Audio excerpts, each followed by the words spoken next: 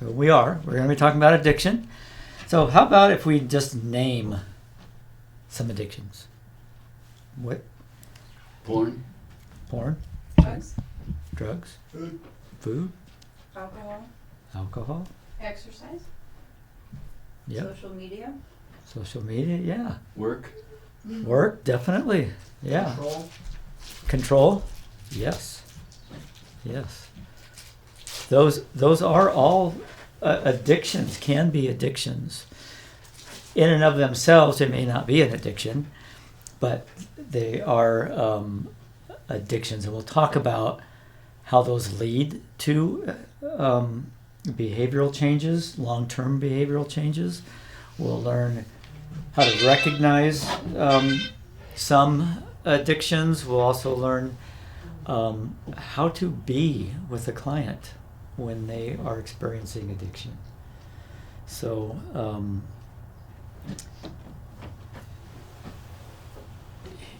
here's one that I like to have up here. Oh yes, that's a good one.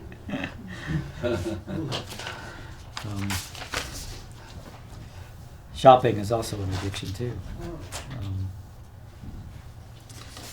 Although my sister and I call it retail therapy. That's what we call it. So let's look at some definitions of addictions, because it's pretty broad. It can be pretty broad. It's used a lot, just like I think last time we talked a little bit about narcissist. That word narcissist is used a lot, but it doesn't necessarily mean a person is a narcissist. So addiction, that's used a lot. Oh, you're addicted to that. It may not be a real addiction, so we will identify that a little more clearer. So it is any behavior that is habitual, repetitious, difficult, or impossible to control once the addict actually becomes aware that the consequences are greater than the benefit of that behavior. Another definition of addiction, this is from Craig Nakin, who has a great book on it. I meant to bring that in. I keep forgetting to bring the books in just so you can have a look at what it is. Craig has he knows what he's talking about.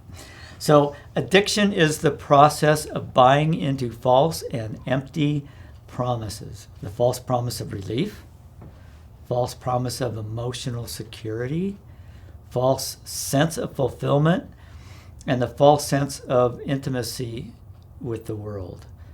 And those are the cores.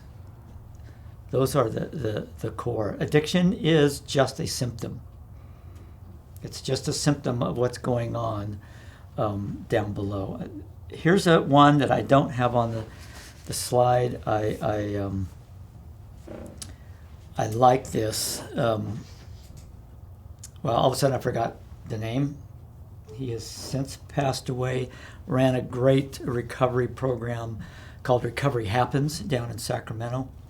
But his definition of addiction is the shortest route with the least amount of work to the greatest amount of feeling. Greatest amount of feeling. So it's the shortest route with the least amount of work to the greatest amount of feeling.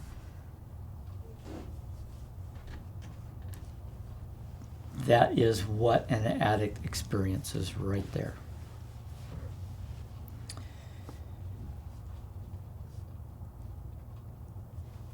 So in addiction, in life, most people, it's pretty safe to say, most people want to feel happy, have peace of mind, feel comfortable in the world. Most people want that. Also in life is we know it has natural cycles, ups and downs. You know, we have emotional ups and downs. It's just the way life is. Addiction is an attempt to control those ups and downs. And mostly it's to eliminate the down portion. You know, who likes the down portion? Nobody really likes the down portion, but it is part of life.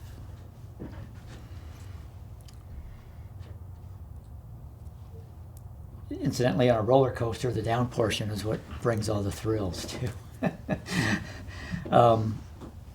So addiction it's a process. So this is something that's really important to remember whenever we work with or in relationship with an addict, is that it's a process. Becoming an addict is a process, and so is recovering from addiction is also a promise. It's not that just say no. Wow, I wish it was that simple. It's not. It's a process. So there are stages. Yes? You said the shortest route with the least amount of work to the greatest amount of feeling. Yes. What feeling is, it could be good feelings or bad feelings? Usually it's good feelings or it's numb feelings. So the greatest amount of numb, the greatest amount of feel good.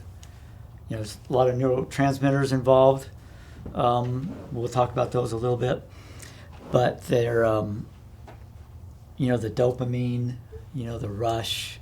All of these are what we're after as an addict. So there are 3 stages of addiction. There's the internal change, there's a lifestyle change, and then there's a behavioral or a life breakdown change. So it's an internal change. We just start thinking differently. Then it's an actual lifestyle or a behavioral change. We act differently. Our life can actually change and take a very different direction. But eventually it leads to a life breakdown. And it might be just in one area of life, but it affects everything else usually.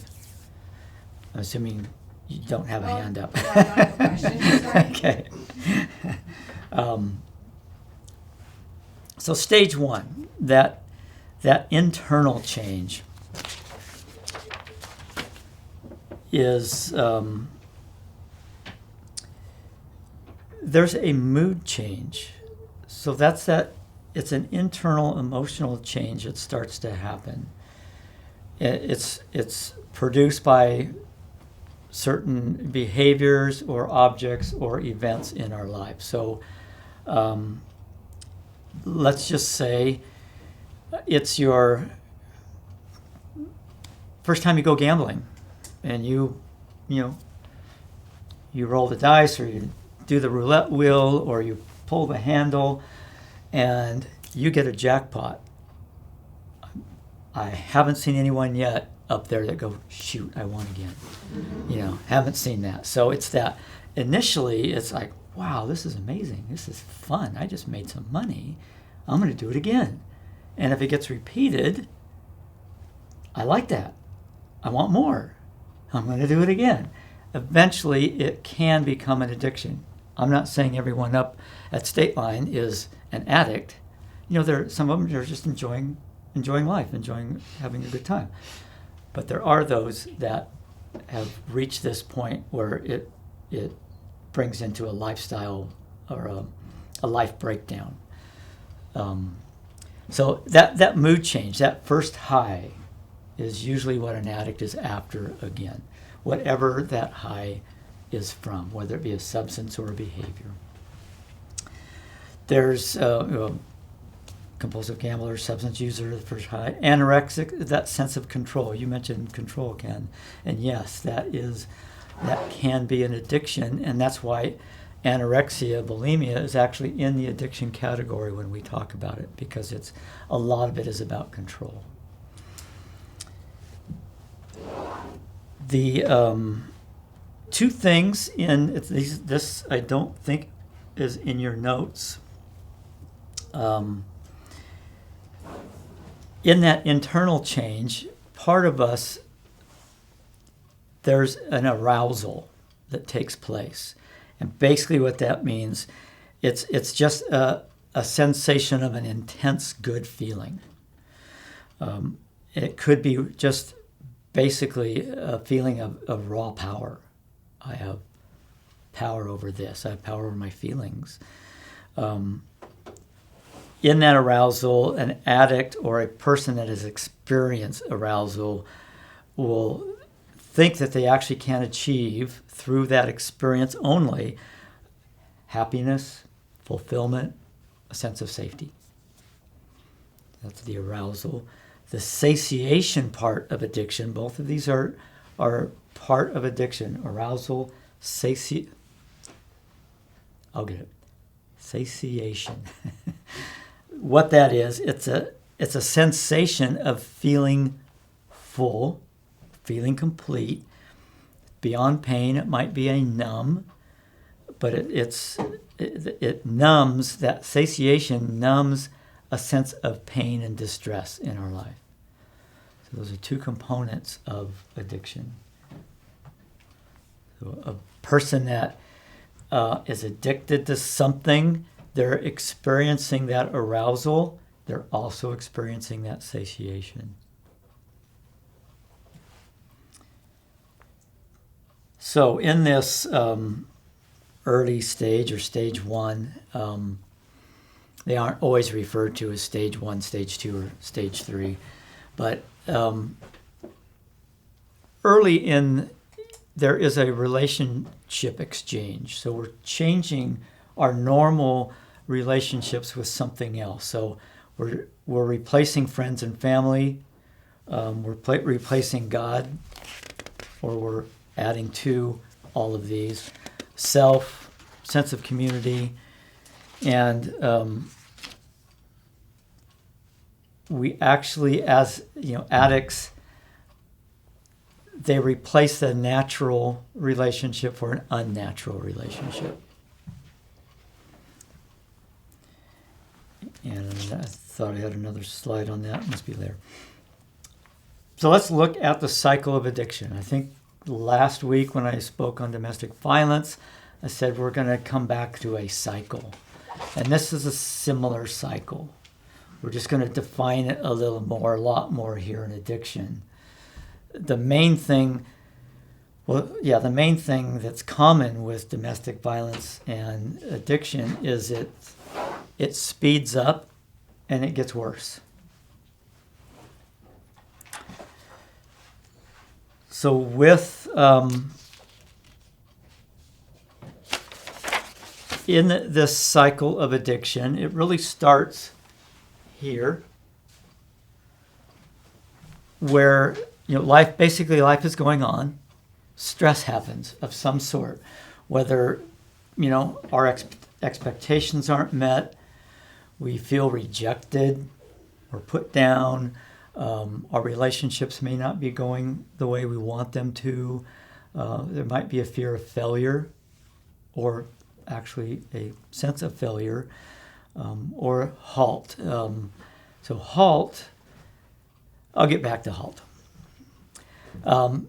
So we experience stress. Everybody experiences stress. I think I'm thinking of the old slides. So everyone experiences stress. We experience them at different levels. There was a slide that was called the Holmes Rahe, HOLMES -RAHME or RAHE. Holmes Rahe, wow, just left me. I remember the two names and I lost that, but it's basically a life stressor scale.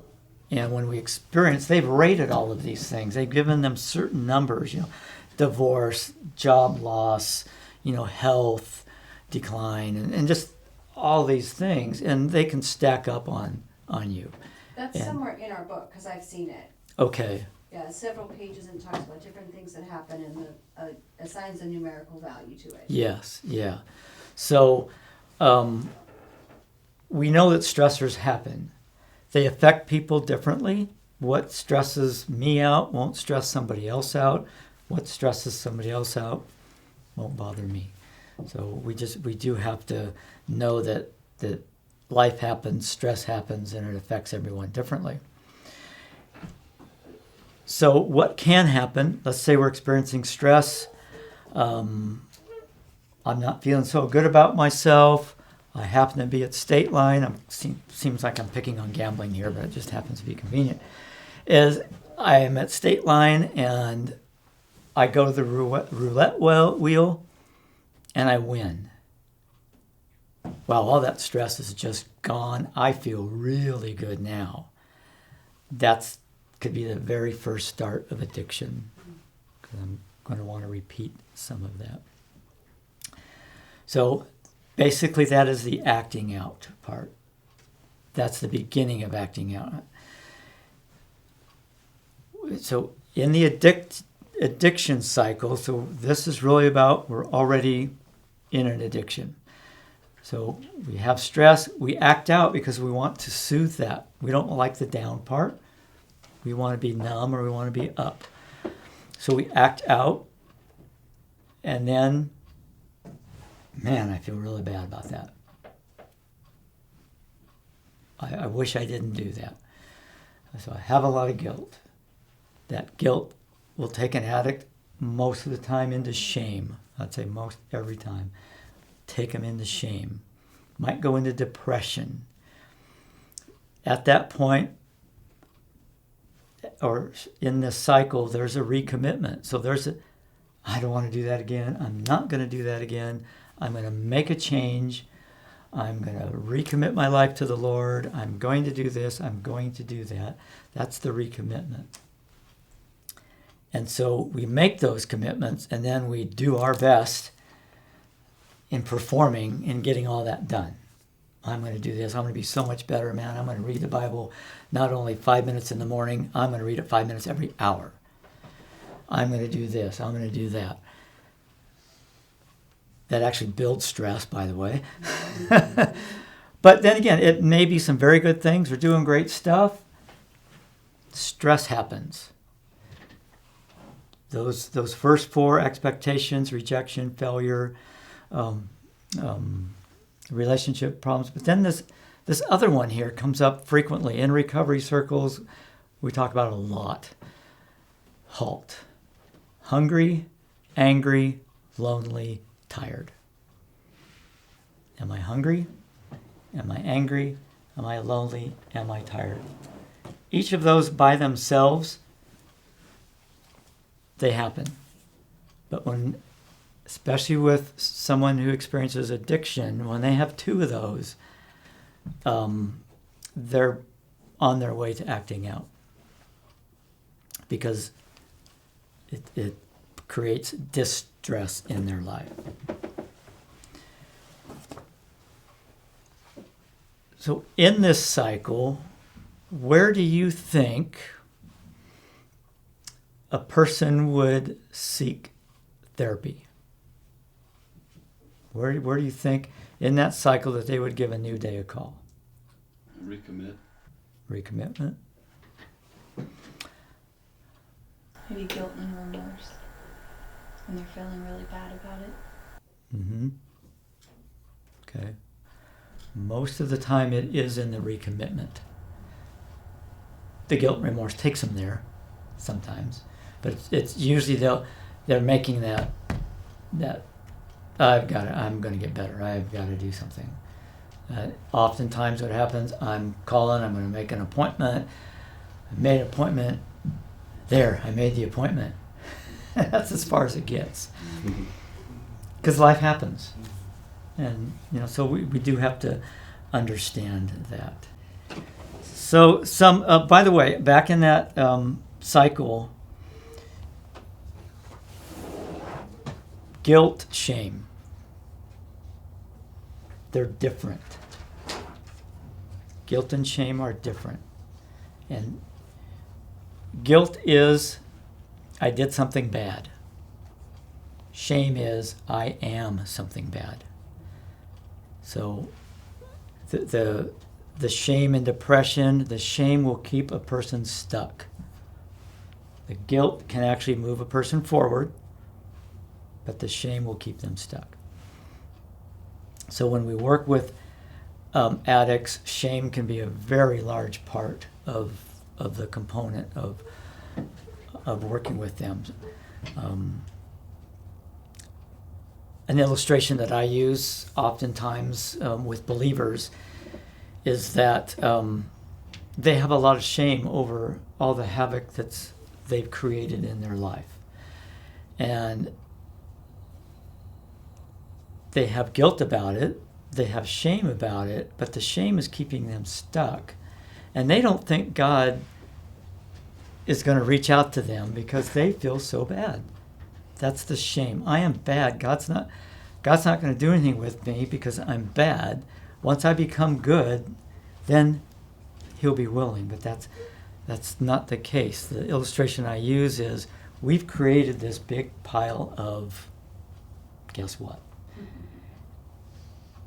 God is not on that side and us on that side, and he's not sitting there going, well, when you get that cleaned up, I'm ready.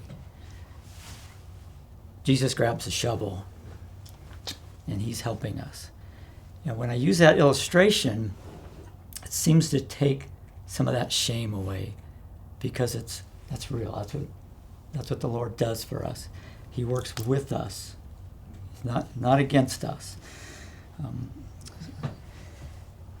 So a couple of elements of yes. Back to your cycle. So I'm wondering if in the first part, the expectations, fear, relationships, fear, failure, and hope, are those things that are usually developed when a child, they're a child or adolescence? I mean, it seems like those wouldn't happen when they're an adult, like maybe something more formidable when they're much younger that sets certain precedents in your life. Can come from a core belief. So it can come, and oftentimes they do. They come from earlier experiences and earlier beliefs that they've formed about themselves. I think sometimes in parenting you can make mistakes that you didn't even know the impact of on a child, and that could then impact them later. Because when you're a parent the first time, you don't know what's going on. You don't know much of anything, so you're really easy to make a lot of mistakes, mentally and emotionally with your child. Oh yeah. I remember my dad when I was growing up. He was a carpenter. I wanted to be a carpenter, and he said, "You're too small." Well, I'd want to do, this type of work. He said, "You're too small," and he meant well. He didn't, he suffered from, wrist injuries from being a carpenter. He didn't want me to do that, but I didn't know that part. But so much like what you said, the parents say things that took me into, I've got to prove myself now, and I'll do any stupid thing to prove that. Created my own injuries.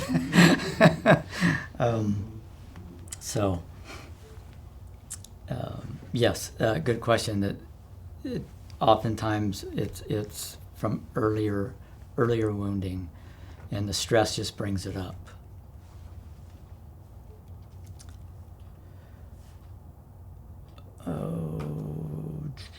Okay. Common elements of all addictions. Acting out. We talked about it. It's just when an addict engages in the behavior or the event to experience that desired mood change.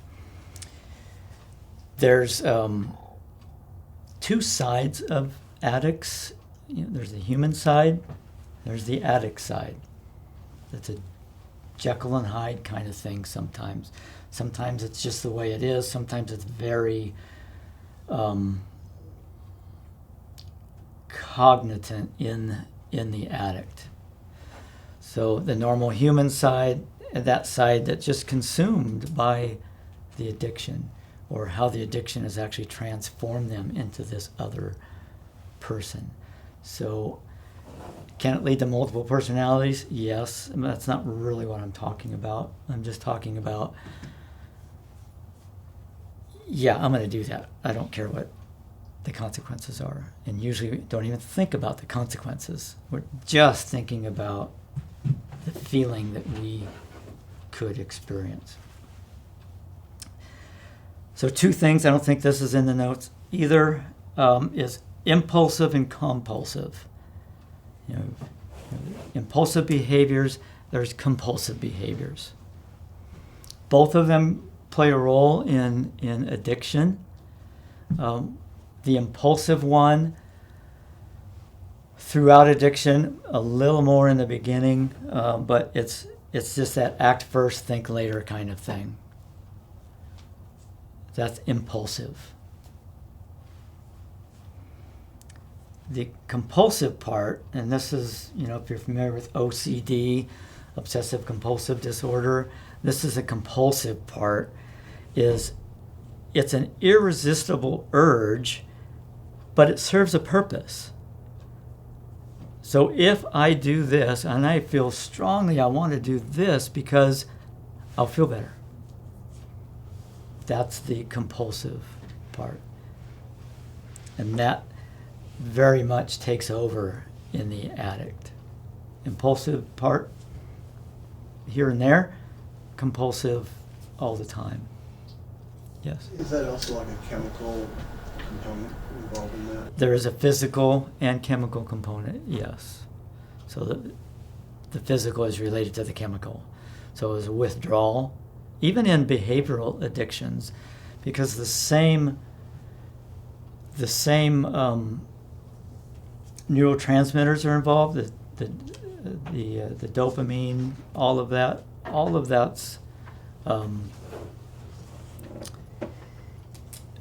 all of that comes into play.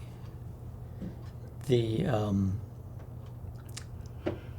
physical withdrawals, a lot, definitely more in substance abuse.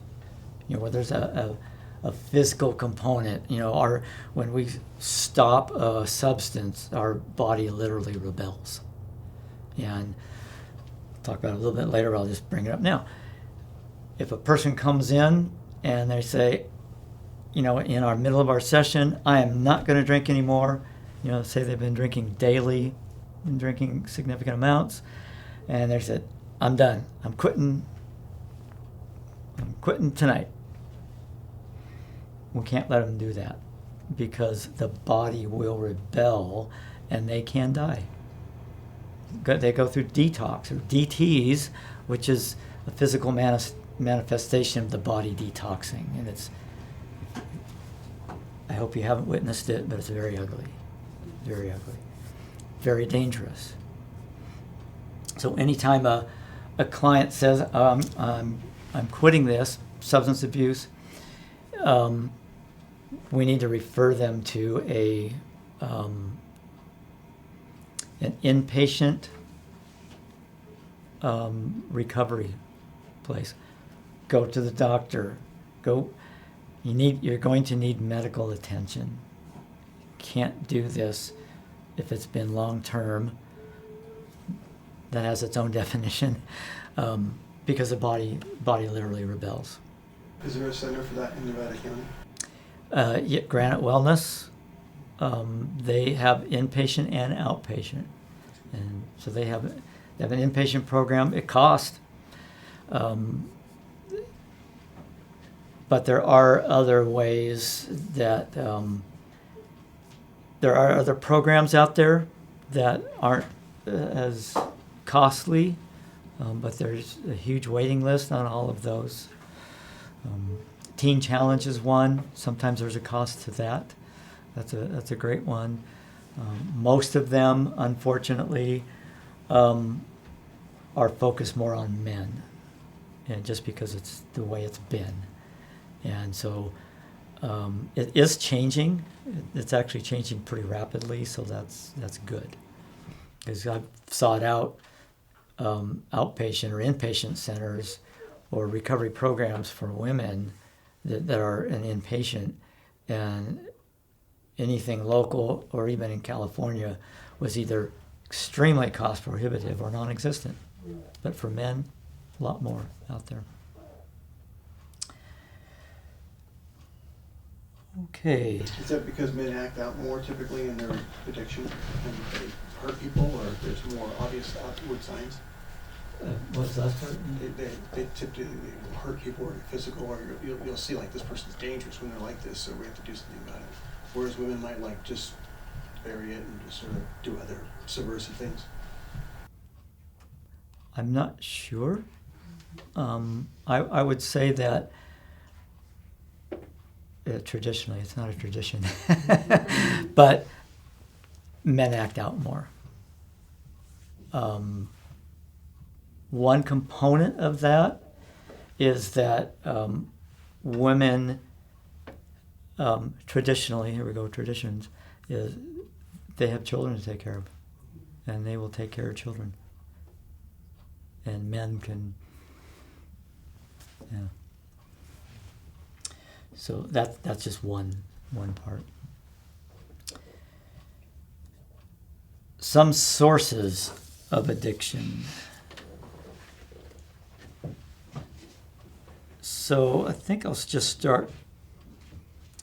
Have you heard of nature versus nurture? There you go. That's the answer. We can move on. Nature versus nurture. Is it all nature? No. Is it all nurture? No. Some cases, yes and yes, but mostly no. So I need to preface, is anyone have a gun phobia or anything? Firearm phobia? So I can use an illustration? Okay. So it's a pretty benign illustration, but it's just, I just like to preface it, is that like a gun,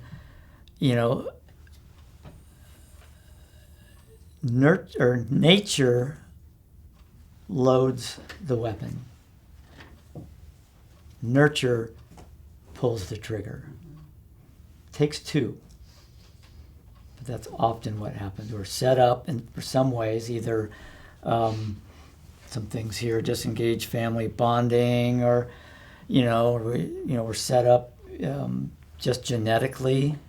That's the nature, and then we're, for whatever reason, something happens and the trigger gets pulled and away we go. Basically, human nature has that potential to seek pleasure and avoid pain. Pretty simple, pretty common. So that is a root cause. I don't want this pain, and I like feeling good. Those are some elements.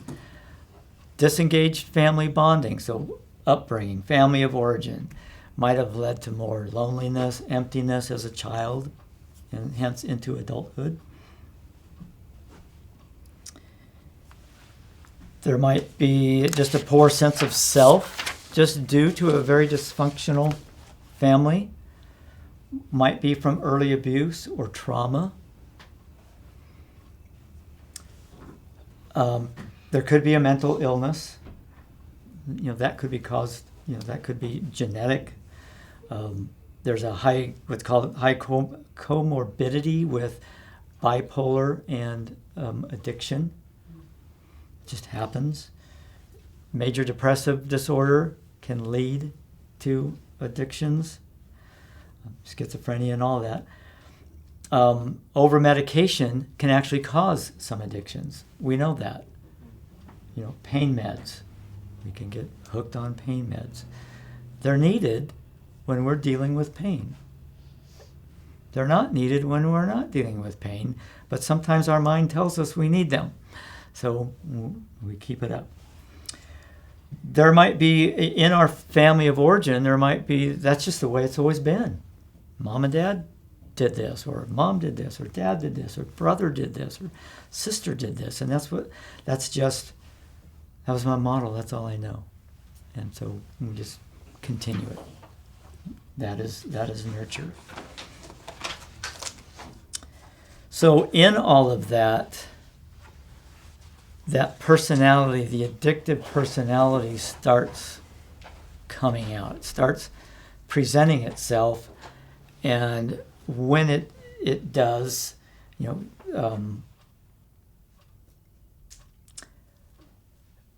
when it does, and it gets soothed in its way, it just keeps going, snowballs. So there could be shame involved here. I talked about shame. Again, that can be from family dysfunction, trauma, abuse. Shame from continual acting out. There's a lot of shame from early childhood abuse. Oh my goodness. And one of the major things, when I do a lot of work in that area, one of the major things is it's not your fault. But as children, that's just what we assume because that's all we know. Pain from continual acting out. So these are things that just come out in the addictive person. Little bits of self just get chopped away. And we actually can change to a different person. Addicts can be very compartmentalized. Might be what you heard, highly functioning alcoholic. Yeah, absolutely. It could be top corporate executive. Ask their kids, life sucks. Because who in the corporate area is not who comes home. So that's all a part of it. In an addict's life, there's a lot of delusions that are going on, self-made delusions. There's avoidance. So we're just seeking things to avoid things. We're seeking what we think is better to avoid the unpleasant gunk of life. So I'm going to do it here. Craig Nakin, this is wonderful stuff. The addictive promises that an addict starts to believe. This is the delusion and the rationalization that takes place. So here is basically personifying addiction, and addiction is going, bring me your pain and I will bring you relief. In reality, bring me your pain and I'll give you an illusion of relief. I think that this is in your slides, 10 slides up or so. The addict, the addictive part is saying, I will set you free. I will set you free from all this stuff you're dealing with. I will come to own you. That's the real deal. Or, spend time with me. You can trust me. You can't trust others. That's the promise of the addictive part. In reality, spend time with me. I'll teach you to be mistrustful of all others. Or I'll teach you a way in which you won't have to face all these issues you have. But reality, they're not going to go away. You can hide temporarily, but they're going to be there. Chances are they're going to be bigger when you show up. So those are just some of the delusions that an addict will tell themselves. So they're exchanging a real sensation for the experience of a relationship with an object or an event. So what's reality is not reality. They want the high or the mood change from an object or an event instead of the real thing. Pornography is a great example of that. You can have a relationship with a person, yet an addict exchanges that with an object and sometimes an event. But it's not a real connection. Then an addict just rationalizes everything. The changes to self and life that are making that acting out really happen, we rationalize it in different ways. It's okay, it's only this time, or it's only for this period of time. I'll be better. That addiction will go away when I get that job, I won't have to stay home and drink all day. Or when I get married, the porn addiction will go away. All of that, those are all lies. So why can't the addict just quit? Seems pretty simple. I mentioned that. Just say no. That was a program years ago. It didn't work because to a non-addict person, it makes total sense. To an addict, it's like, I have no idea what you're talking about. It just doesn't work. Yeah, but wasn't that campaign primarily aimed at people from trying something the first time? Yes, it was. That's what it was aimed at, if I remember Period of correctly. time, if you can get somebody through that period of time when they're more vulnerable, younger, they might actually, as an adult, say, yeah, that's not something I want to do. If they Yeah. get through that period of time. I'll compare that to premarital counseling. Bear with me here. When I was in college, I wanted, one of my focus, it was premarital counseling. I mean, that's what I wanted to do. I did training for it. That's what I brought it into my practice. I still will do that. But what I found in all the research is that those who seek premarital counseling are already doing okay. They'll just do better. Those who aren't looking for premarital counseling, they aren't even going to show up. So they're already in. So that just say no is kind of like addressing that issue. It really was addressing, in reality, those that were already using or already had the propensity to use.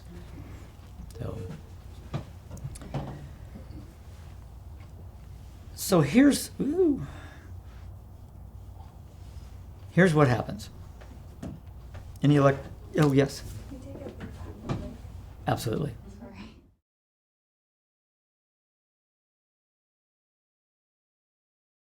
So this is a feedback loop. Action, effect. So if we're driving down the road, good feedback loop is the accelerator in our foot.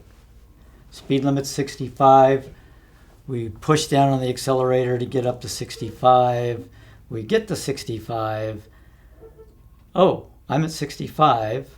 We pull our foot off the accelerator to stay at 65. So that's an effective, a working feedback loop.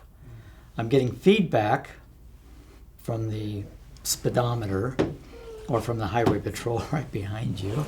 I'm getting feedback, and so I'm going to change my action. In the addict, this feedback loop gets all mixed up, and there's no regulation. So how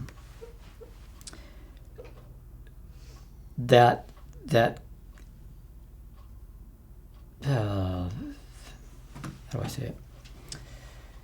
The stimulus that produces the effect that talks to the brain to change an action gets disconnected sometimes, or it gets so overwhelmed it just doesn't function. So an addict can either shut down totally, or oftentimes they just keep doing what we're doing. So usually there's just not the feedback loop of consequences and actions isn't working. Much like speeding, if we were driving down the road and we're doing 80 miles an hour, we see a highway patrol on the other side going the other way, what's the first reaction we do? Slow down. We slow down. He's on the other side, who cares? We slow down. An addict is only after the rush, doesn't even see that, doesn't see the consequences, the potential consequences, especially not in the moment, not in the when they're acting out. So you're saying that feedback loop doesn't work at all? It's dysfunctional. It works sometimes it doesn't.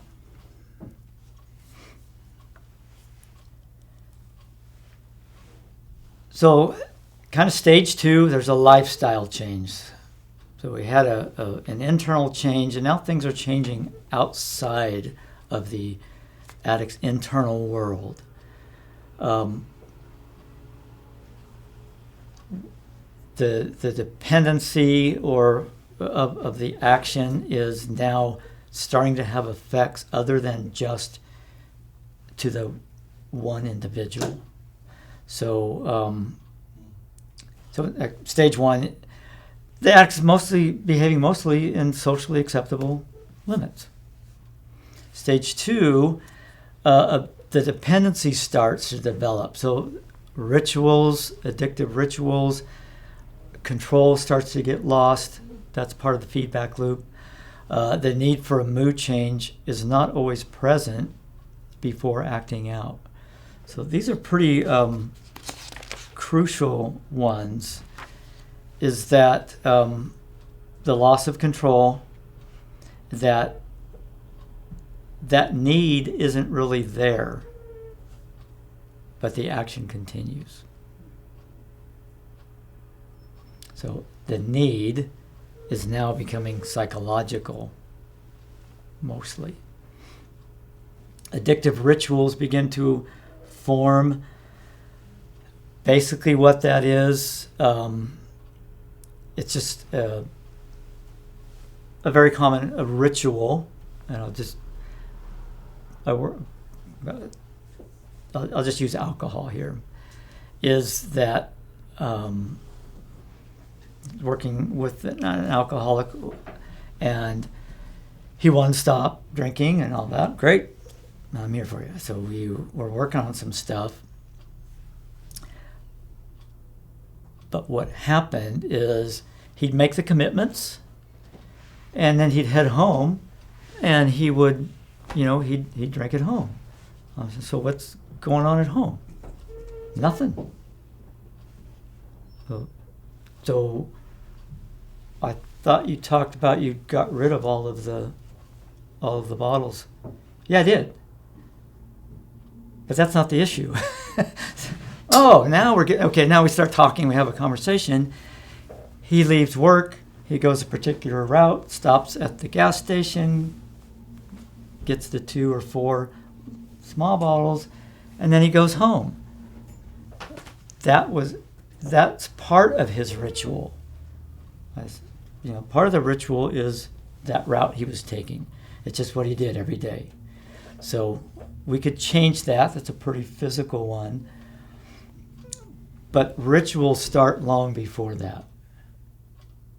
Probably started maybe lunchtime, maybe before lunchtime.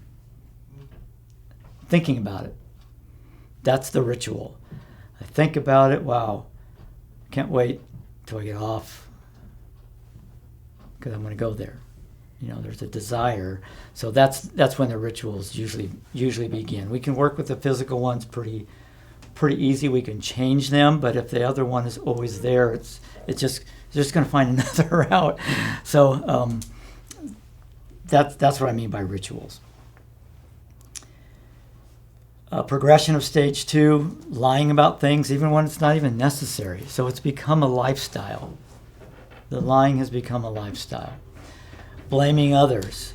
Addicts, much like those that are the perpetrators of domestic violence, they will blame the other person. They'll flip everything back. When blame comes to them, they'll switch it and put it on the other person. Like, you shouldn't be drinking that much. Well, you shouldn't be yelling at me the way you do. So that's a very simple one. Those rituals become more ingrained. So really that ritual, the physical ritual, the ingrained one is more thinking about this all during the workday, just as an example.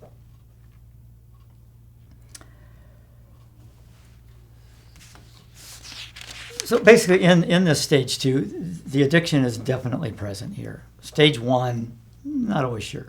Stage 2, definitely. Rituals become more ingrained. Inner struggles between self and the addict, that Jekyll and Hyde addict's always stronger, almost always stronger.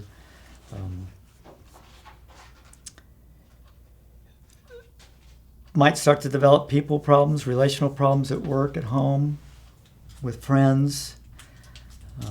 Others start to notice things. The responses really just become more manipulative. Maybe isolate more, change social circles, and that those bunch of goody two-shoes over there, nah, I'm not hanging out with them anymore. I'm going to hang out over here. It's easier. So,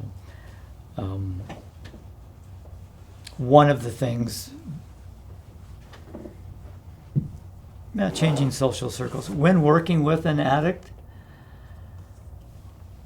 that's one of the things that oftentimes we need to talk about, because they might need to change their friends. So that might be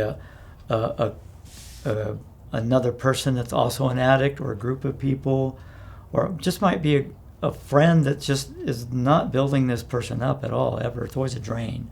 So it just might have to just change some friends.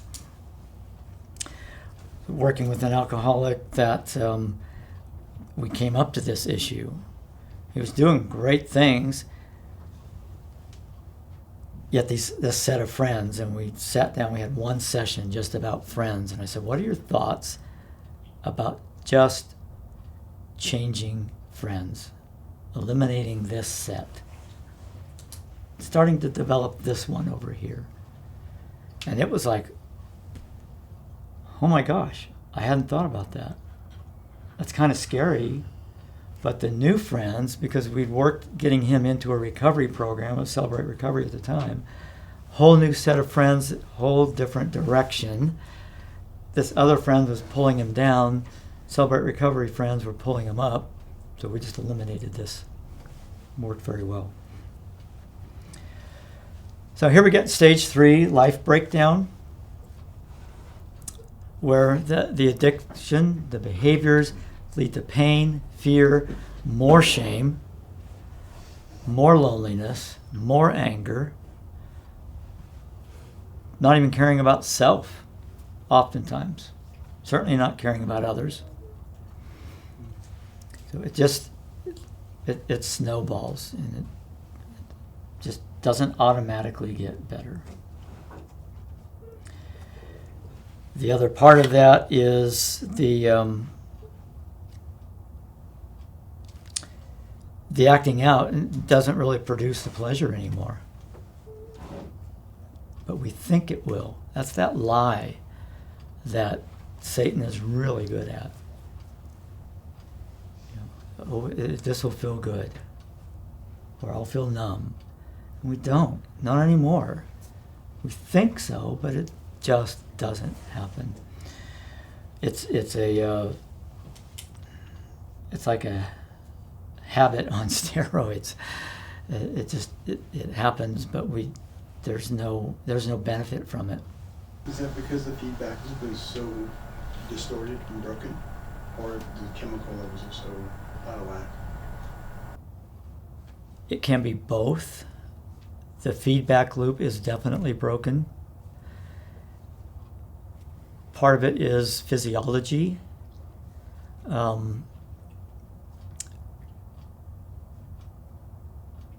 Most of it,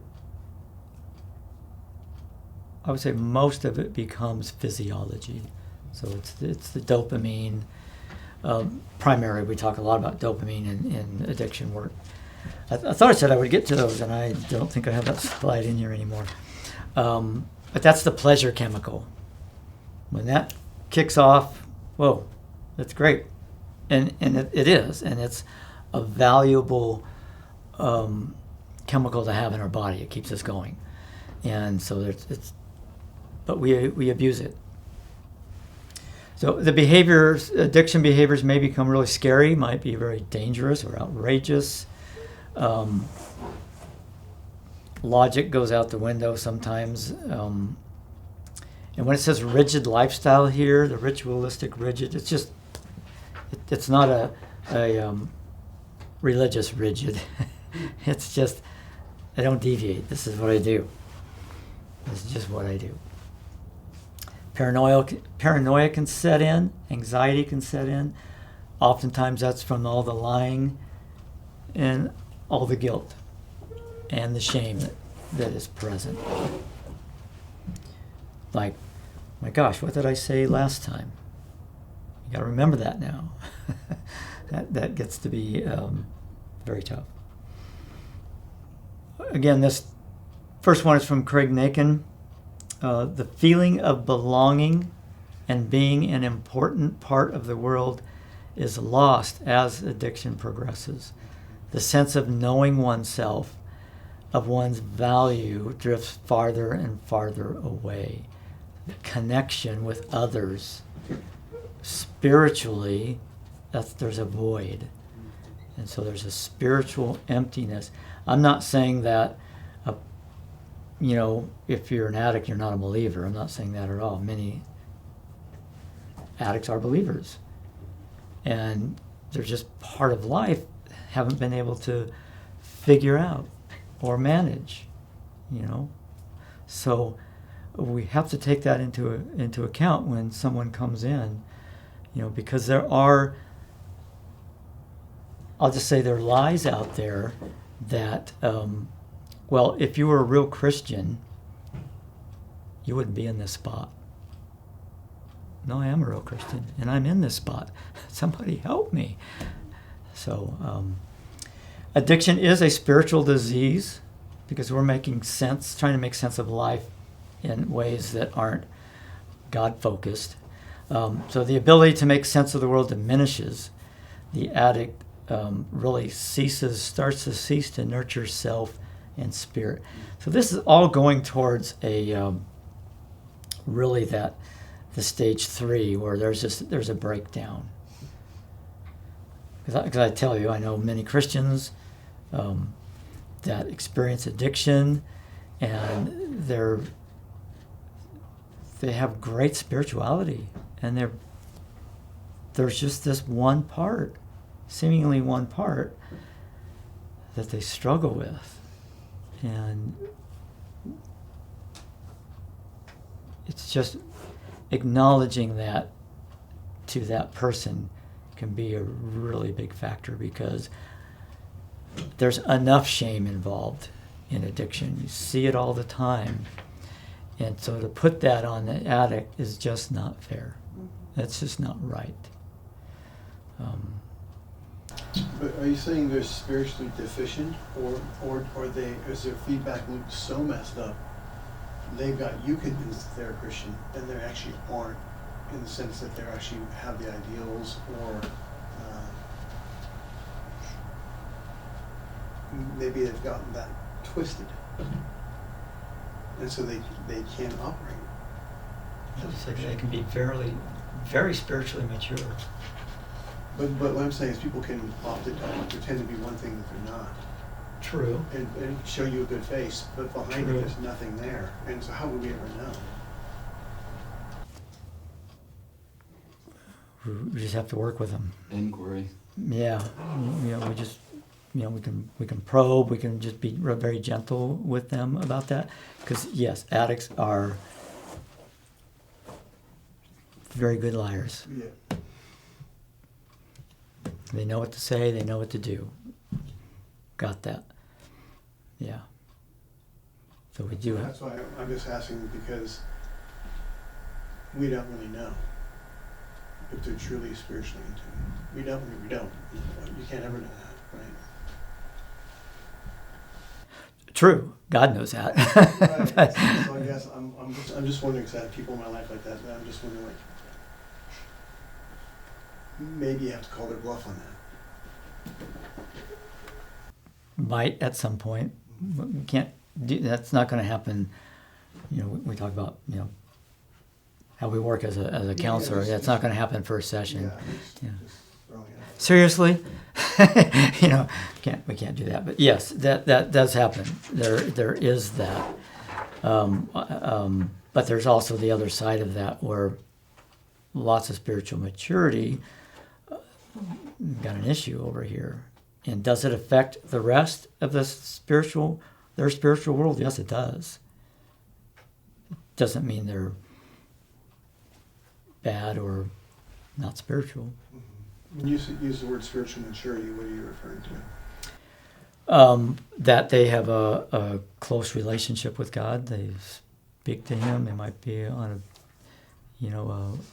certainly a daily basis, where they lean on Jesus as their Savior, God for direction. They're asking Holy Spirit to guide them and prompt them, and that's spiritual maturity.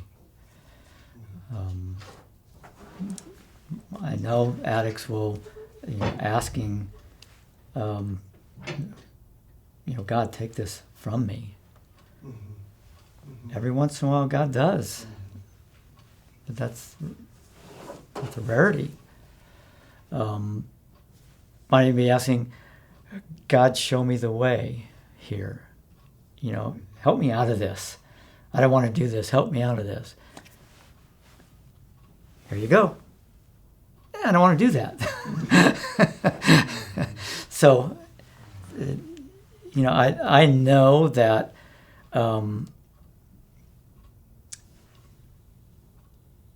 there can be that switch in a person, spiritually mature person, where God's very direct and clear. You asked me, and I'm telling you, I have something better for you. Click, I'm turning the lights out on that part and going this way. It just happens. More breakdown. Might lose their job, might lose their health, might be talking suicide. Worked with addicts experiencing all of this.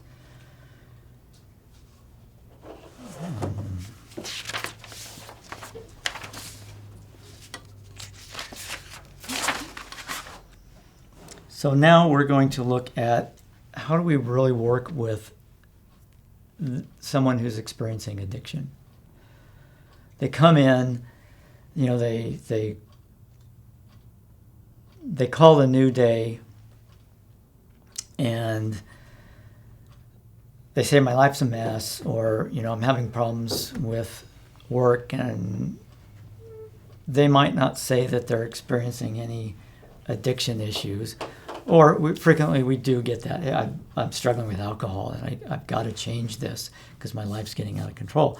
And so they come in. So we know when they come in many times that they're experiencing issues. Are they an addict? We're not sure yet. So we will be probing some of that. So many times, I would say probably 80% of the time, they call, they know they're struggling with something, and we know as a lay counselor that that's what's going to be coming into our room. So what do we do? It's not on here. What are the first things we do as a lay counselor?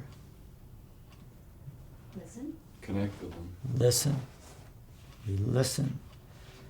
Validate feelings. Validate feelings. So that's all part of connecting. So important, we listen, we validate their feelings. We've got to get rid of that "you've got to be kidding me" line and just, wow, you are really hurting right now, aren't you? And we go with that.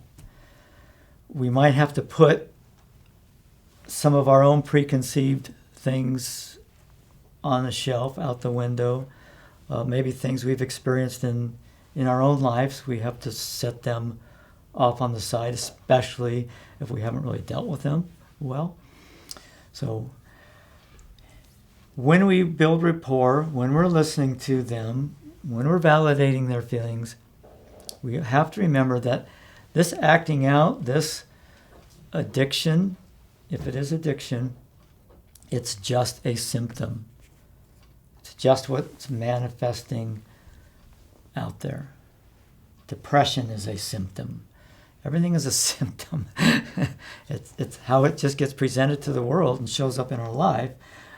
But there's other things that we need to work on. So we have to accept that person, not the behavior, But we don't tell them that. I just don't accept your behavior.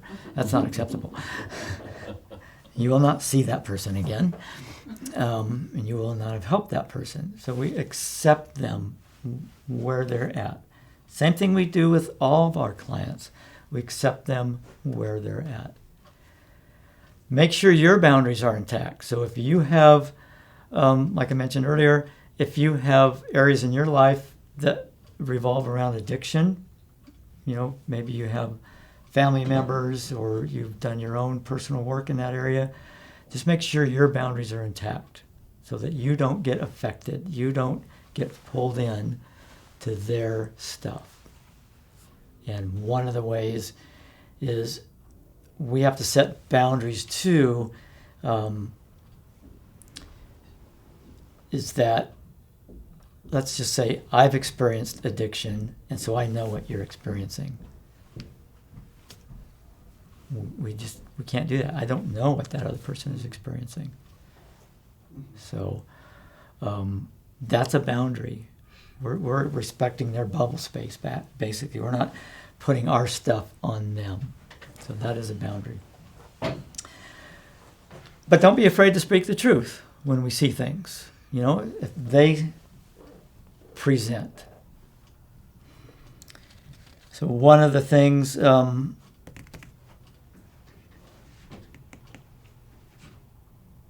of the things I'll talk about.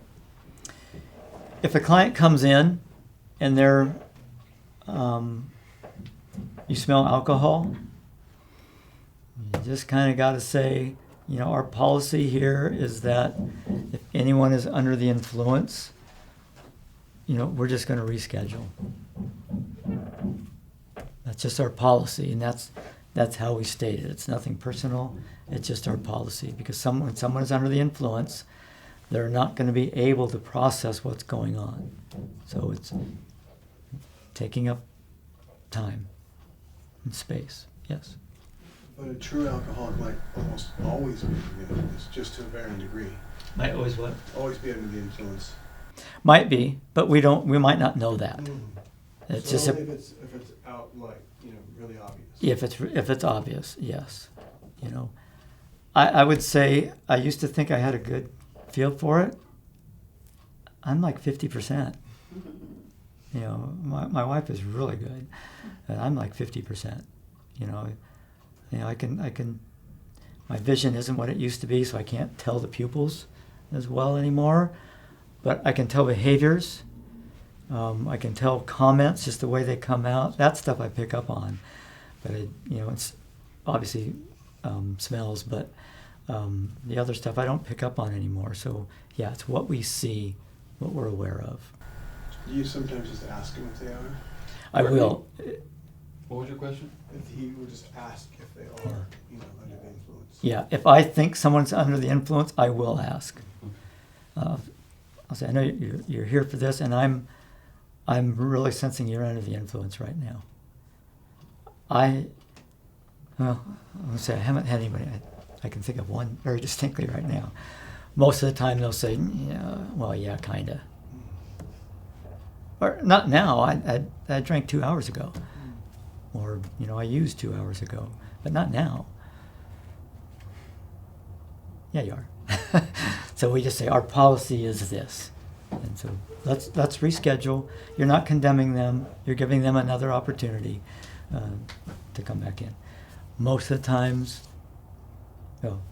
probably 50% of the time they won't come back in. 50% of the time they'll honor that, and they won't be under the influence anymore. Do you put the word suspect in there when you say that?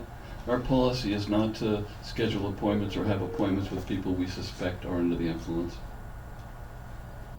I haven't used that word, but that would be a good word to have. Yeah, because it's less confrontive. Less and judgmental. They won't try and talk you out of it because it's all your suspicions. Yeah. We did that sort of stuff in business when we suspected and we launched them.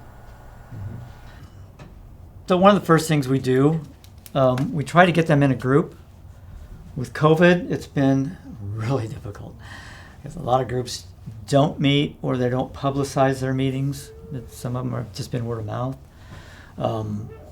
but refer them to a group, because addiction is a relational issue, and it needs a relational solution. An addict in isolation is not good. A mentor of mine said, I can't remember if I used this before, but a mentor of mine told me, when I'm by myself, I'm in bad company. And that is true. So we refer them out. AA, NA, OA, Overeaters Anonymous, Food Addicts Anonymous, Sex Addicts Anonymous, Celebrate Recovery. There's not one in our area anymore.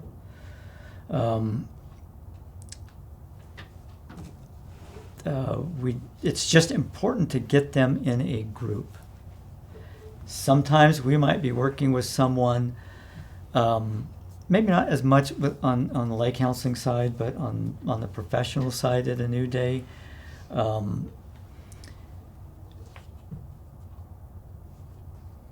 We might have someone known in the community or a professional in the community that comes in and they're struggling in this area, and we refer them. They might want to just go somewhere else, but certainly we'll probably want to group somewhere else, because reputations can get damaged, and unrightfully so. So we can refer outside. When we have them get a group, we want to make sure they get a sponsor or an accountability partner. So those are very important with addiction work. Not all addiction work has to be going through a 12-step program. They're just very effective. Are they 100% effective? No. Forgot the percentage. It's not huge. It really isn't. One of the more difficult areas to work with in life.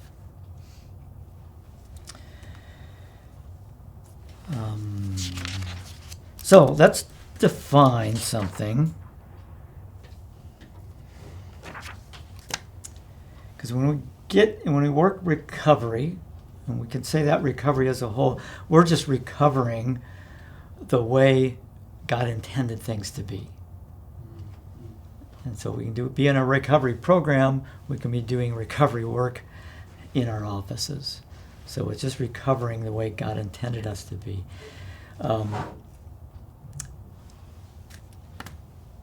We need to define what sobriety is. Big word out there, sobriety. I really should look it up. I would say it means abstinence or absence. We want to define what that is for that client. If it's alcohol, we need to define what sobriety is. If it's pornography addiction, we need to define what that means for them. So maybe it is total abstinence of anything with alcohol in it. That might be the case for that person. It might just be, I'm good with all of this. Doesn't bother me. I can drink it all day and I'm fine. Now that's not a temptation for me, but that is, beer, yuck, but champagne, okay, sign me up. So we might need to define sobriety. Oftentimes, especially in the alcoholic part, there's a lot of associations that go along with that. Same thing in substance use. So we need to define what sobriety is. So we also need to define what are their current. I might get to this later, but what are their current usage? So okay, you're struggling with alcohol. How much do you drink? I only have 2 beers.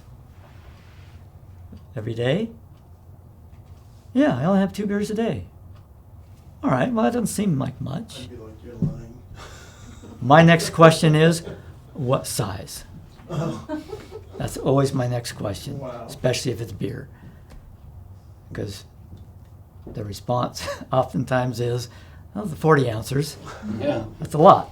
Right. So it just, and with addicts of any type, behavioral or substance, we kind of in the back of our mind, we have an assumption that they aren't telling the whole truth.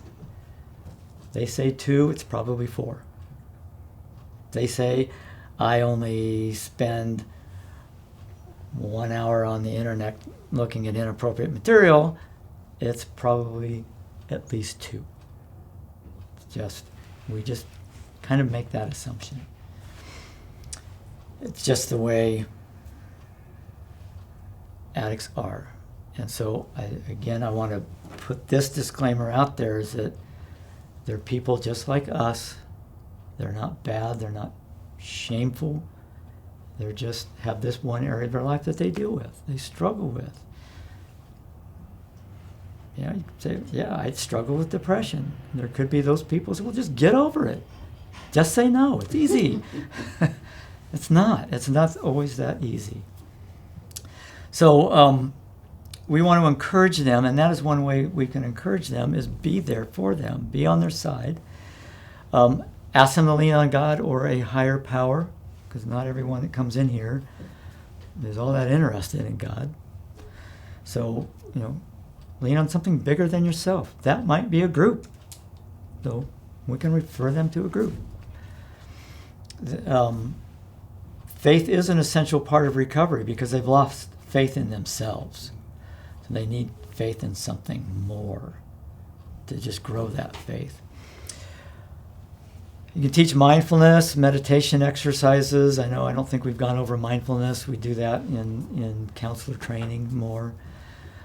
It's simply being present. I will give you a brief exercise in that. I'm just going to do it now.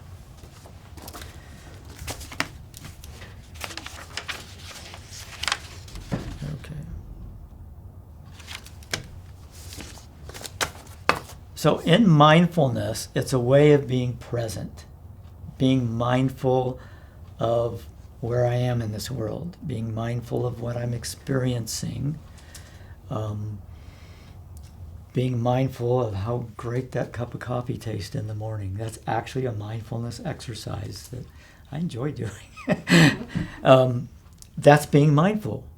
And so oftentimes in addiction and in other areas we deal with, can't stay there. They don't want to stay there. That's not. So we have to teach them to stay there. So this is one way to do that. This is called RAIN. It's an acronym that stands for, it's all in bold here, recognize, allow, investigate, and nurture. So it's a mindfulness thing that we can do. We can teach our clients to do this. So the only way we can teach a client to do it is if we've done it ourselves. So I encourage you to take this home and go through it. So what we want to do is walk ourselves through it first, obviously, but it's a way to process emotions that are coming up. So the R is just to recognize them. Let ourselves recognize what is happening. What emotions might need, most likely with many addicts, they're going to need an emotion word list because they've shut a lot of that down. Not everyone. So name the emotions. What's coming up? Fear, worry, enlightenment. So these aren't all negative. What am I experiencing? I'm feeling an overall warmth right now. It's just recognize it. That's all we're doing. We're just sitting there, get in a comfortable position, and just recognize what's going on. And then we're going to allow them, here's usually where the addict splits. We're going to allow it. In addiction, in many, the areas that can lead or trigger addiction, we don't want to experience it, so we're not going to allow it. But this is just a simple allow. Just allow it to be for right now. We just do this in a very calm way. Just allow it. We're not going to fix it.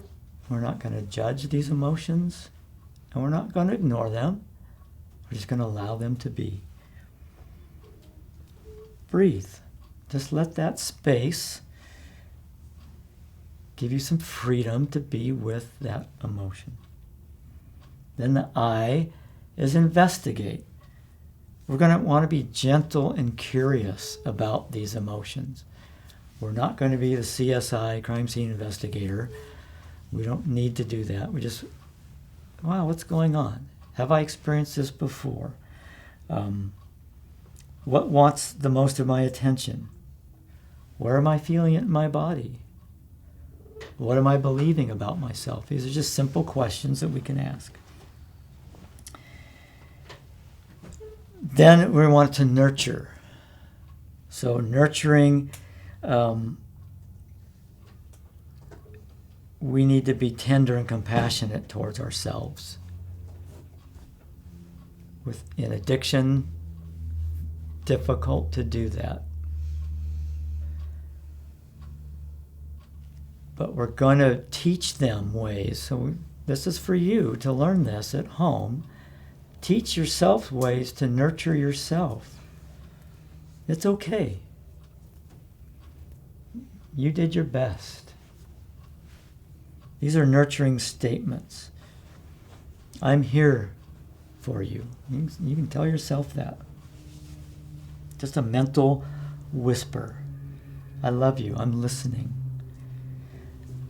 Those words probably aren't going to come out of a shameful addict, an addict that's really experiencing shame. That's going to be an area to work on. So in this process, what oftentimes comes up for us is a bunch of negative comments. And when I was working in construction, I was redoing a gas line underneath a large lodge. So I had to crawl about 80 feet in to redo these gas lines. We were replumbing the whole thing, resizing it. A group was coming in the next morning, so we had to get it up and ready. And I had done all the calcs, and my boss and I were running the pipe. It's 2 o'clock in the morning, the last length. I'm underneath, get the pipe. I'm a foot short. Oh, jeez. I crawl out from under the lodge, and I am not nurturing myself at this point. I'm beating myself up. Oh, how stupid can I be? So I come out, I tell my boss, I said, it's a foot short. Oh, I could just kick myself. I could just kick myself. He said, bend over, let me help. That's what he said. It was just kind of the relationship we had. It was humorous. We laughed. Basically what he was saying, it's okay, we'll finish it. Add on the 12 inches, or with coupling, I mean a little less, but add it on. We did it, we finished, we were done by about 3 o'clock and everything was fine. But we need to do that to ourselves. And so the backside of this it's just called realistic self-talk. So it's there's a long list of statements here. But when we have these negative things and these negative thoughts that come up, we can just look at it. The top one, no, I am a worthy and good person. That's a nurturing statement. Or it is okay to let myself be distressed for a while. I'm not perfect. Another one, I'll get through this. I will enjoy myself even when life is hard. This will pass. The bottom one, I can learn from this and it will be easier next time. Some of these statements seem truthful, and some could seem not truthful in any given moment. True. Is there damage to yourself when you are thinking one thing and the reality is totally not? Like, I did the best I could. Maybe you didn't, and you're lying to yourself. I'm sorry, what was the last part? that maybe you didn't do the best job possible and you're lying. You said it. Oh, online. You did the I best you see. could. Well, you really didn't. Okay. Possibly. When we walk a client through this and we teach them this, that won't be that, that won't come up that much. And sometimes, interesting you bring that statement up because it's something that I've struggled working with some people is that, well, let me working with others that work with some people. They'll say, they're doing the best they can. My thoughts used to be, no, they're not. If they were doing the best they could, they wouldn't be doing this. But you know what? Good chance they're doing the best they can. And I used to say kind of facetiously, yeah, they're doing the best they can with what they've got. But there's truth to that. Their experiences, they are doing the best they can. They know they might be able to do better, but they're doing the best they can. So it's a way of building rapport with a lot of people. So it's that Carl Rogers, if you're into psychology, Carl Rogers, continual positive regard. Always want that with our client. Continuous positive regard. Okay, mindfulness meditation. Encourage them to do spiritual reading.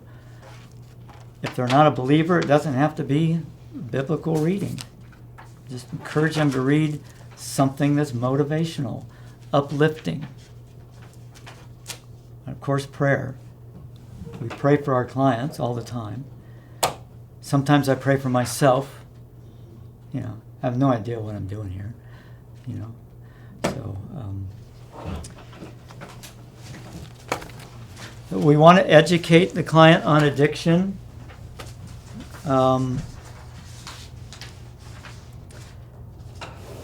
Maybe getting to some of the beginnings. Where did this start? Sometimes substance use, it may start, see this a lot, start in junior high. Finally, I fit in somewhere. Finally, I hung out with that group and they were passing the joint or passing the ball or whatever, and I felt like somebody. I finally felt like somebody saw me. That's really powerful. And that might be where the addiction started. The core might have started earlier, I'm not good enough or something like that. So we want to go to the beginnings if we can. Help the client understand the cycle of addiction. You can even tell them, you probably came here under that recommitment one, didn't you? And they'll go, yep. Or they might say, no, my spouse made me come here. We get that too. We want to help them build relationship skills. A lot of addicts that we deal with, they don't have all of that. It's just a component that might be missing out of their life. Maybe because they're on that stage 3, or maybe in stage 2, and they've lost some of that. Might have to work with time management. Encourage social contact. Listen for some of that rationalization logic that comes out. The lies that they might be telling themselves, the way they minimize their own behaviors, or they might maximize another's behavior. Don't be afraid to confront. If you have the rapport, don't be afraid to confront. What we want to do, I would say, one of the main things we can help an addict with is helping them in the struggle. Instead of saying, well, you screwed up again, they're already telling themselves that. They know that already. It's, you're struggling, you know, and this happened. Okay, let's, where did the struggle start? What was going on? You know, what happened is irrelevant at this point. It's just let's see where we can insert some different behaviors. Like set up an accountability system where they have an accountability partner and it's not you as a therapist. We don't want that.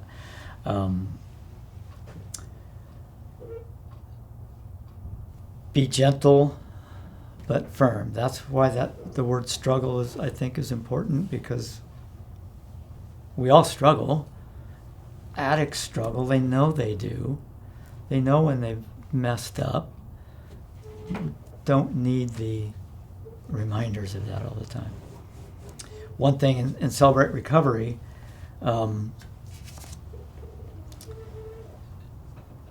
so in case you haven't picked up on it, I'm a little passionate about this subject because I've struggled with this myself. And one of the things in Celebrate Recovery that you get out of the church a lot is, they'll look at the Celebrate Recovery group. Oh, that's those people. And so we actually had shirts. We made shirts.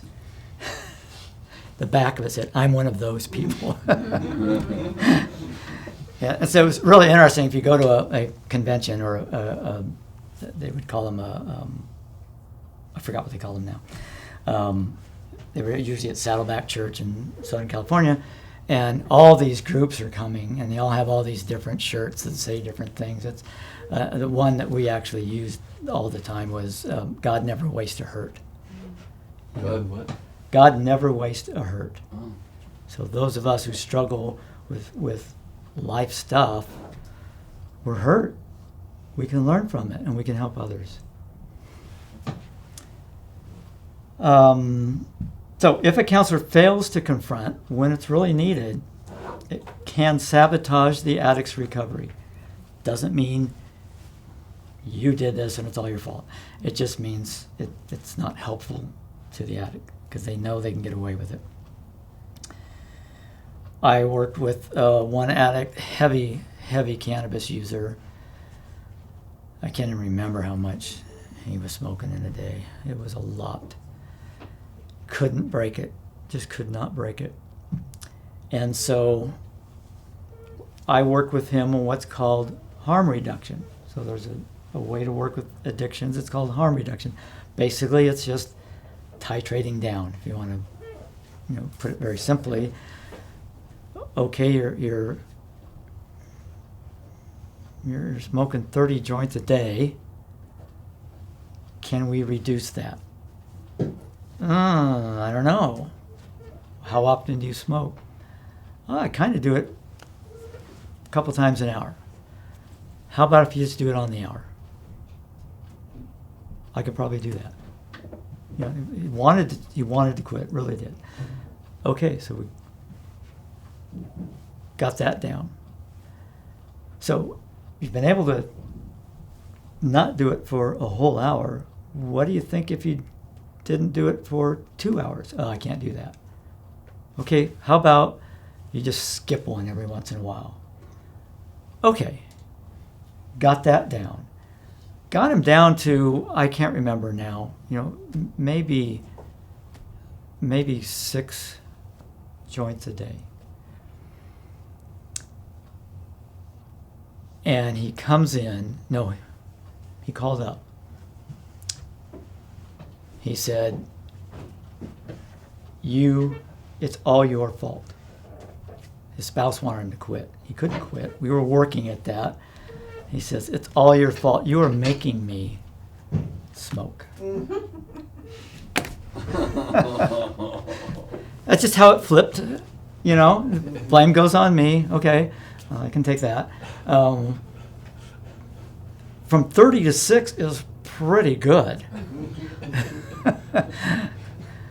And now all of a sudden I'm making him smoke, and so that's what happened. Refer to a physician if necessary. We talked about that. I'm not going to go over that again. Some compulsive behaviors are the result of chemical imbalances, so we do want them to get to medical personnel, their primary care, so that they can have a full workup done. We also want them to be honest with their primary care of what's going on. That's usually an issue. It's hard. If they're so in addiction, these areas are part of the addiction category, SIV, which is self-inflicted violence. So that can be cutting, that can be, head beating, it can be a lot of different things. Anorexia or bulimia, we want them to get to see a physician. All of them are dangerous. All of them can be life-threatening. I've had clients that, tell me I just beat my head yesterday. They seem fine, but that's a lot of damage. He was a good-sized guy. So there's some power there. And I really want you to get to your doctor. Let them know what's going on. Get some workups, get some x-rays, because there can be some damage done. Anorexia, deadly. Bulimia, rots the teeth, damages the esophagus, and it's malnourishment. Anorexia and bulimia are malnourishment. The body starts to take from whatever stores it has to keep it going. So all of these, they're in the addiction category because they are a form of control. Am I going to have time for a vignette? I don't know. The sense of self in an addict is incomplete or damaged. We've talked about that. That's more of those core beliefs. So we have to strengthen that core element in them. Encourage them. Don't focus on what they didn't do. Don't focus on the bad behavior that they confessed to. Just say, wow, thank you so much for telling me. I admire that. That tells me something about you.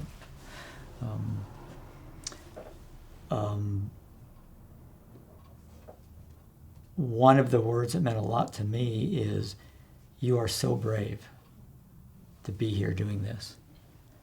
So I like to pass that on because it meant something to me. Really, nobody's called me brave before. And so, very important.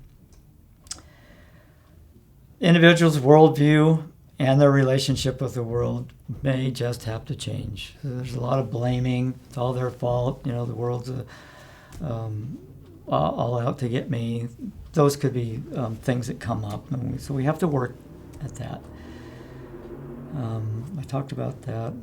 Obesity also is can be a form of control, depending on the obesity. So I want to talk a little bit about anorexia. You probably know this. Mostly it occurs in females, and it's when the body weight is less than 20% of normal. Does anybody know what normal is? I don't know what normal is. It's somewhere out there. Probably 80% of normal is what you mean, right? Yeah. In recovery, normal is just a setting on the washing machine. Anorexia, there may be a high preoccupation with body weight and food. Sometimes they're afraid to stop dieting. So actually, the body does begin to cannibalize itself. It starts getting minerals and nutrients from wherever it can. Bulimia, that's binging and purging, vomiting, use of laxatives, fasting, very damaging to the system. But again, there's just a symptom. There's core things that are going on. This is a hurting person, and we want to help them. We want to get them to a doctor first. There's a lot of perfectionism, lots of self-esteem, which is where perfectionism can come from. Depression, deception, there's power struggles, a reaction to feeling over-controlled can be a way of wanting control. Let's see here. If clients hooked on pornography, don't usually use erotica anymore, but we want to assess for what level are they at. You know, what is their usage? Because there's a desensitization, just like a physical desensitization to substances. It takes more and more to get that same high, and eventually, you never get it anyway. You never get that first one. You never will. So it's there's a desensitization to the level that person is at in using pornography. So they're gonna.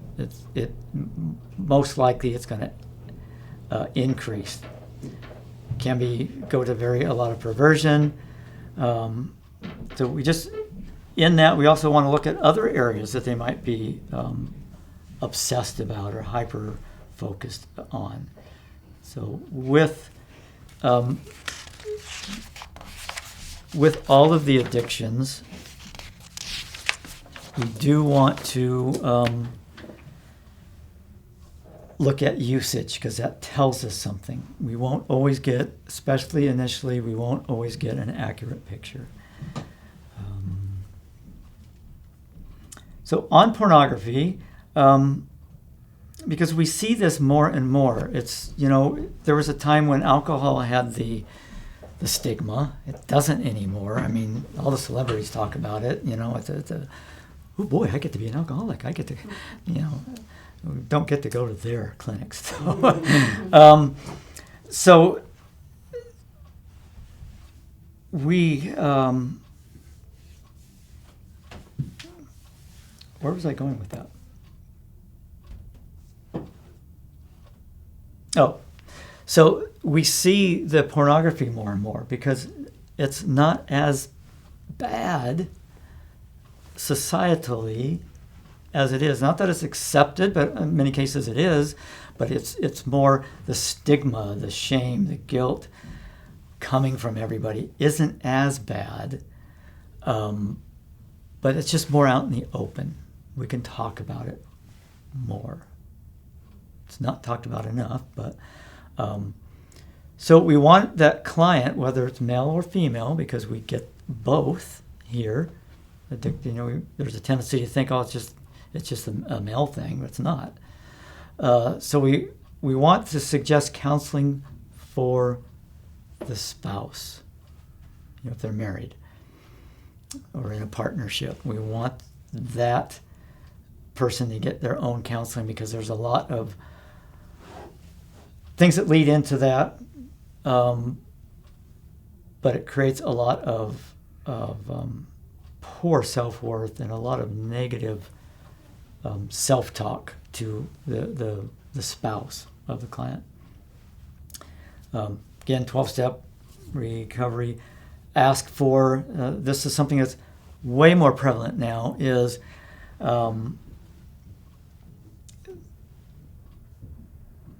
cleaning up their computer, putting an accountability software program on. I suggest it for everyone because it gets rid of all the other stuff that you don't even want. And so there's a lot of stuff out there if client is truly addicted or just wants to end that behavior. There's programs out there where there's actually accountability parts to it, where it'll take your history or your screenshots and send them to somebody else that you want to be accountable to. And then it's like, oh no, I don't want that to happen. But if a person is serious, they will do this, and it is very, very effective. Again, mindfulness. So a little bit about codependency. I'm screaming through this here. Have you heard the term codependent? So what is your definition of codependent? So that I have someone who allows another person to misbehave. Okay. Mm-hmm. You agree with that? Close enough? Okay.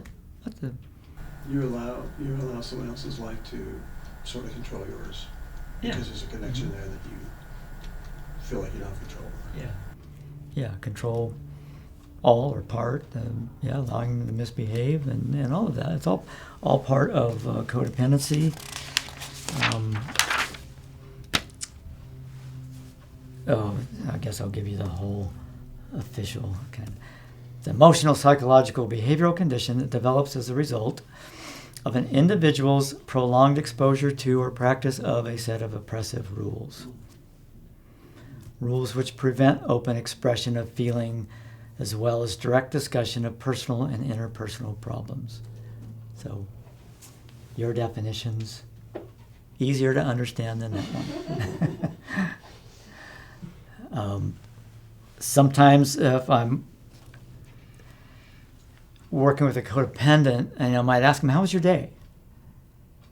They'll pause. Because what they're thinking, what a codependent is oftentimes thinking is, I wonder how they're doing. Yeah. If they're not doing good, then I'm not good. That's just a mindset. So it's a reference point. And it does, many times when there's a relationship with an addict, a codependent is also involved. Because there's behaviors that not every time, but there's behaviors that the addict is doing that the other one, I'm not saying they allow it, but they just overlook things in their life so that life is better for them. Because if they were to confront, might get uncomfortable, they don't know how to confront, and so everything just keeps going on and on.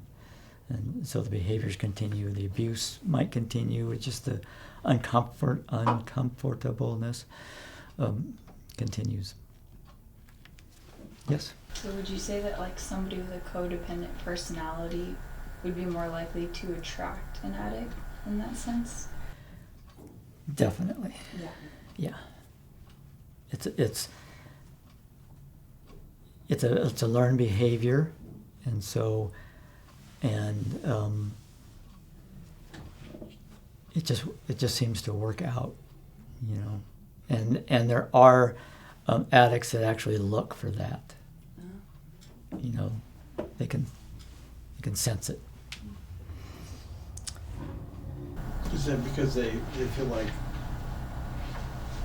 life's a little easier when you have someone who's codependent? Yeah, certainly. Mm-hmm.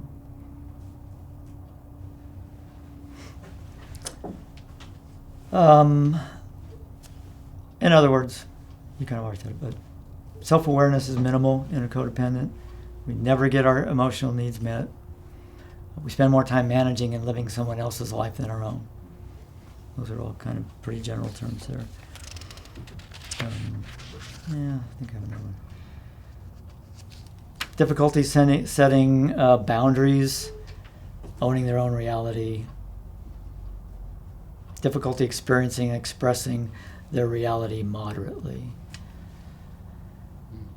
There's a new term out there. I'm going to be running about 4:15. Will that be okay? There's a new term out there that Robert Weiss has actually wrote a book about now, but he kind of coined the term. He does a lot of work in the area of sexual addiction, but the term he's using is pro-dependency. Because codependency, it's kind of, oh my gosh, you're a codependent? You know, it's kind of a put down. You know, we're making them bad. They're not bad. They're just surviving. In their world, they're just surviving. And so the pro-dependent part is, I'm being proactive in how I can manage my life. So I like that term. It's just not universally used.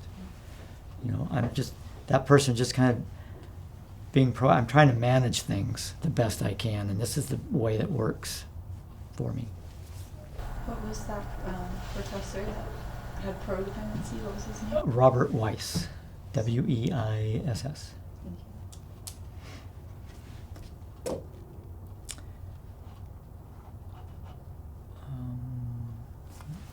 So what I want to do, we don't have time.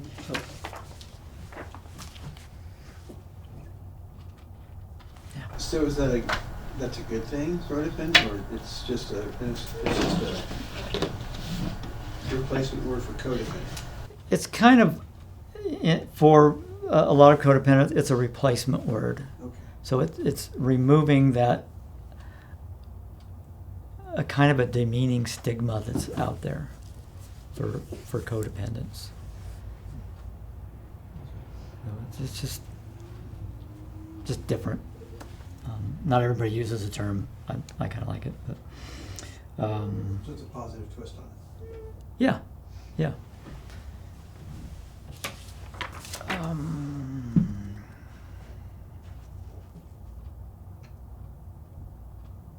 Okay.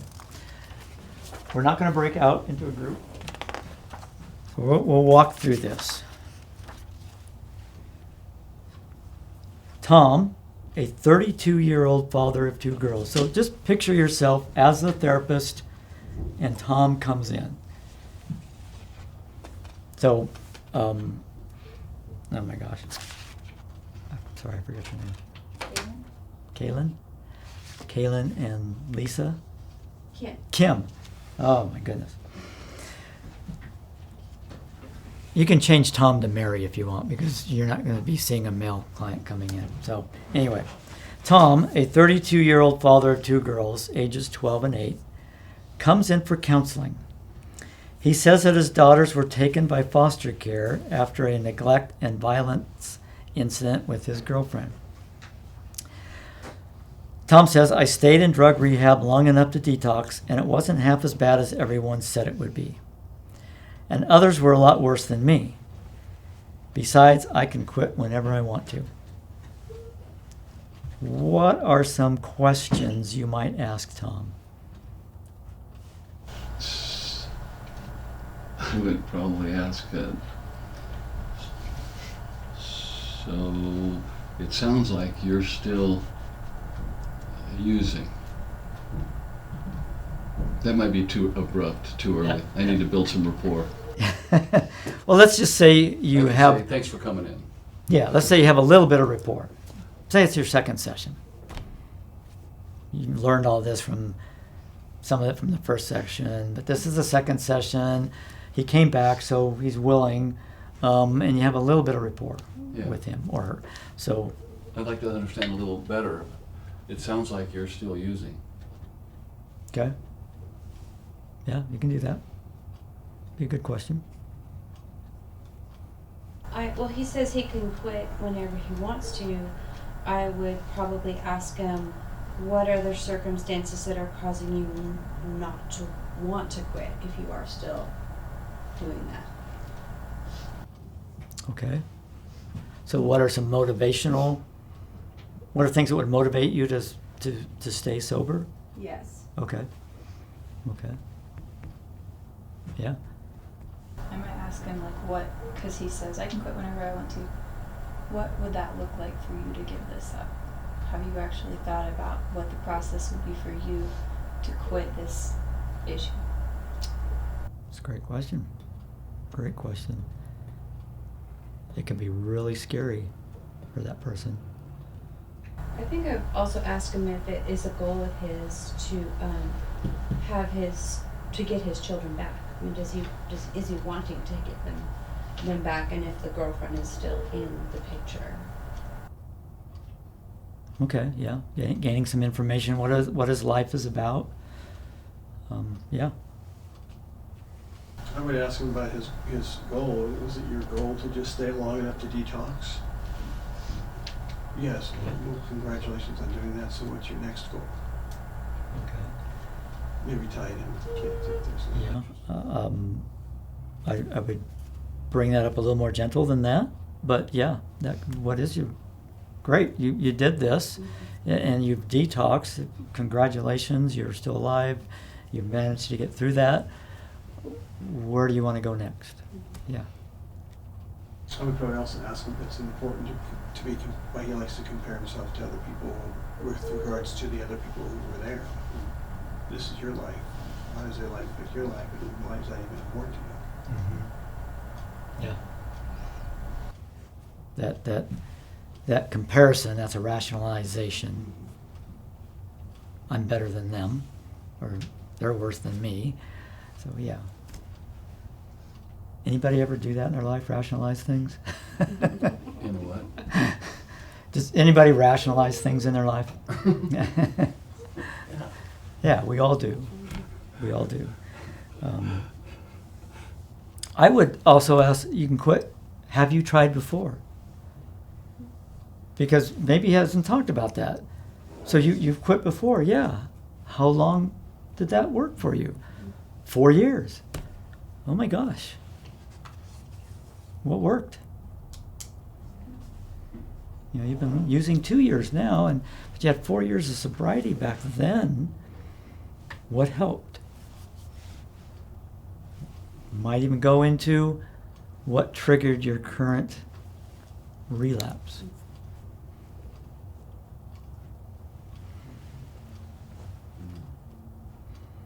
Yeah, I like talking about his daughters, all, you know, the motivational things, very, very important. I didn't really talk about that, but that is something that making a motivation list. You know, I do it. Most addicts I work with is, you know, let's make a list of those motivating factors for you. If they're a believer, they want to, you know, I have a set list. I introduce them to 5 or 6, and then the rest is on them. But, you know, like, I want a better relationship with God. Okay, that's one I have in there. I want a better relationship with my family.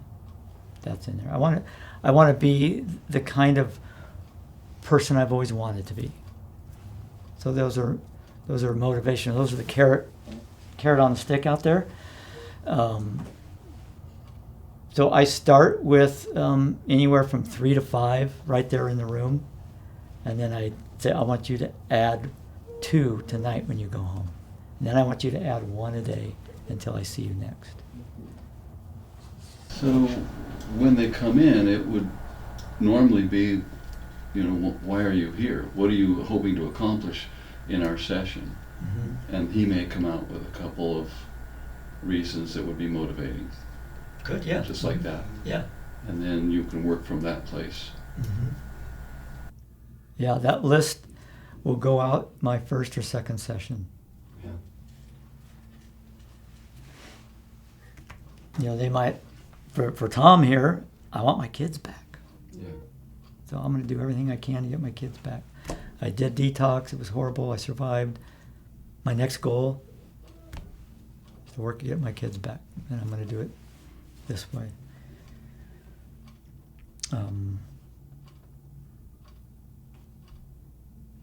So let's see. I think that's pretty much all on that one that we could pull out of that.